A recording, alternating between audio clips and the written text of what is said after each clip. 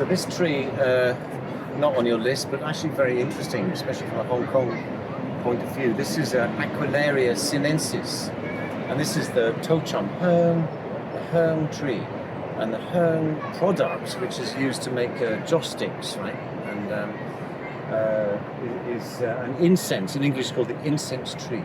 So this tree is actually the tree that Hong Kong is named after. Right? The hang of Tochong Hang is what Hang Gong is named after.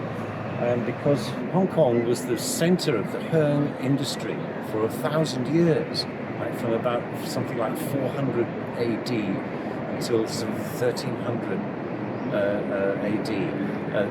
Hong Kong, especially Hang Gong Tai, Aberdeen, what's now Aberdeen, was the center of a global, almost a global incense export industry, and that's why Hong Kong has its name. Not because Hang Gong means fragrant harbour, not because when the British arrived they thought that the water smelled nice. That's not the reason. The reason actually goes much, much further back in history. Anyway, this tree is quite rare now, and in the wild it's been cut, because if you cut the wood, you have to damage the tree, you have to damage the wood, and then when it gets infected, that wood becomes the resource, the agar wood that is the resource for making the incense. So most of the wild ones in Hong Kong have been damaged and cut and stolen and smuggled out, because the incense is worth a fortune. It's worth a massive amount of money.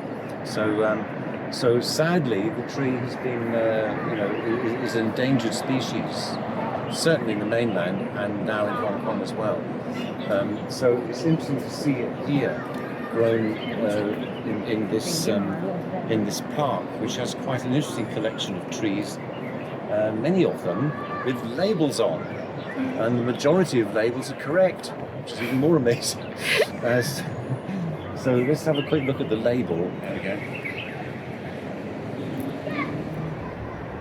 of the Aquilaria sinensis. You can see that the leaves are alternate in arrangement, and they are sort of a little bit kind of wavy along the edge, and then they seem to have this sort of, it's not as extreme as in Ficus benjamino, but there's this sort of little lip or tongue, if you like, sticking out of the end of the leaf, which is a feature of this species. It doesn't really look particularly amazing, but it's of huge historical importance to Hong Kong.